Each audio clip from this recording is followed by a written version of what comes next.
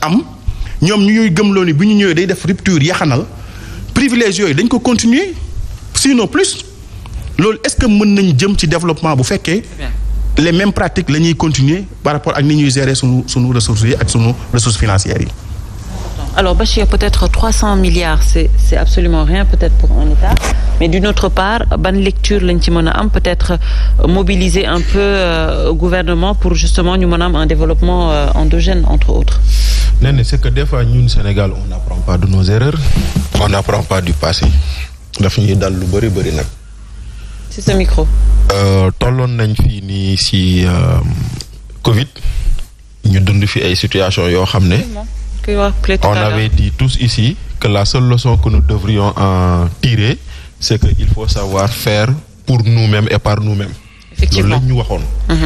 Mais apparemment, on n'a pas su, ou on n'a pas, après avoir fait le diagnostic, on n'a pas su poser les jalons pour arriver vers cela. Beneen bi bulli peut-être que xëy na yow la bettoon ni Trump day ñëw mais ñi am lecture ñëpp xamoon nañu Trump va gagner les élections parce que quand même déjà dans un premier temps les démocrates ont commis l'erreur de choisir un président buy taxaw télé di am ay trou de mémoire donc muy noonu quand ils ont fait la candidature de substitution Trump avait déjà pris une avance donc Trump a gagné mais comme on dit j'aime pas les idées de Trump mais au moins je suis d'accord sur une chose mooy moom lu mu diggee woon mu ngi koy appliquer. Trump avait la parole donnée. Voilà, Trump avait dit ñun bu ñu joxee nguur gi on sort de l'OMS jël na décret États-Unis génn na OMS. Trump avait dit ñun États-Unis on ne reconnaîtra que hommes et femmes l'autre genre là bu may bañ a tudd bi on ne le reconnaîtra plus def na ko. Trump avait dit on sort de l'accord de Paris sur le climat def na ko et il avait dit aussi que ñun États-Unis waruñoo jël suñu xaalis di ko dundal ñoo xam ne amaluñu njëriñ donc l'aide au développement qu'on met là à travers l'USAID dañ koy jëlee foofu noonu donc de ce point de vue rien ne surprend parce que da ko waxoon def na ko la mu diggee woon mu ngi koy jéem a jëmmal.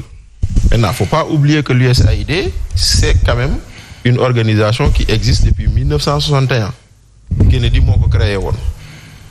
Voilà, parce que Kennedy ba mu koy créé, il avait dit il nous faut avoir une dette morale vis-à-vis du monde, etc. ak yooyu noonu. Beneen bi nag, c'est vrai, ñun on va le ressentir. Mais faut jamais oublier que ñoom aussi ils vont le ressentir. Comment? Parce que nee na xam nga gars ñi dañuy fàtte ni quand l'USAID investit dans la santé, c'est pour booster l'industrie pharmaceutique américaine. Parce que bu ñu bëggee jënd garab bu ñu bëggee jënd vaccin duñ dem jënd vaccin Chine duñ dem jënd vaccin Pologne vaccin yi Amérique lañ koy jëndee. Quand les Américains font de l'aide alimentaire, c'est pour acheter le surplus de leur production agricole nga xam ne amuñu woon fu ñu ko jaayee pour distribuer ko en de l'aide. Effectivement. Donc ainsi de suite. Donc nous allons souffrir, oui, mais les Américains vont en pâtir aussi. Donc loolu mooy loo xam ne nii il faut mu leer maintenant nag mu des nag fan lañ jëm naka lañ si jëmee j'espère qu'on aura des résultats pour ñu gën a moom suñu bopp ñu gën a liggéeyal suñu bopp mais par contre man je reste sceptique quand on me dit que oui les envois de fonds des Sénégalais de l'extérieur mën nañ ko mobiliser comme diaspora bon ce sera très peu parce que yow mi nekkoon États-Unis boo yónnee waan pour lu dundal kër gi la. Dépense courante, dépense de manger, boire, s'alimenter, se soigner. Des besoins de subsistance là, envoyé di gën a jëriñ que leneen. Donc il y a peut-être à ce niveau à voir ndax effectivement te loolu c'est les envois classiques parce que les envois non répertoriés aussi am na ndaxte tey jii nii dee nekk États-Unis wala France bugg a yónnee conteneur jël oto bi sorti ay bagages yu dul jeex yoo xam ne bu ñu egsee fii ñu business ko ñu jaay ko. Donc quelque part li nga xam ne mooy l'envoi formel bu ñu répertorié je ne pense pas qu'on puisse le réorienter ailleurs que dans la consommation parce que loolu bu amul woon lambay ñaaw ndaxte les 1500 ou 1800 milliards yu fi dugg lu ci ëpp consommation la jëm L'essentiel de l'argent qu'on envoyé par les Sénégalais de l'extérieur, ça sert à la consommation.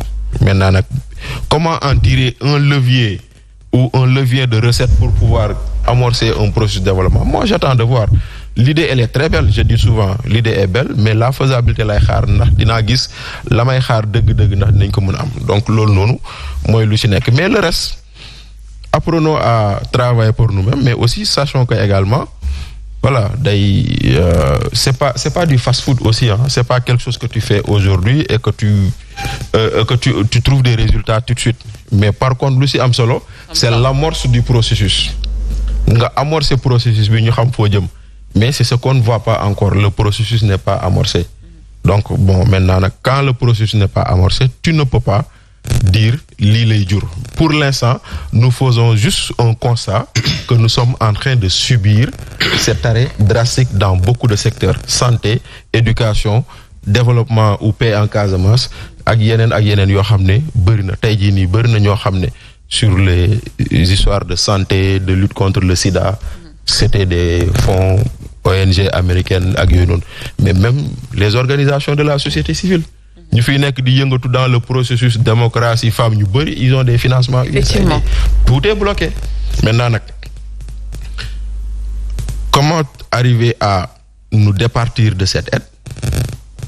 C'est ça la grande question. Et justement, voilà. Oui. Et cette grande question passe également par un secteur privé fort. On se rappelle encore tant au Covid bi. On se disait que pour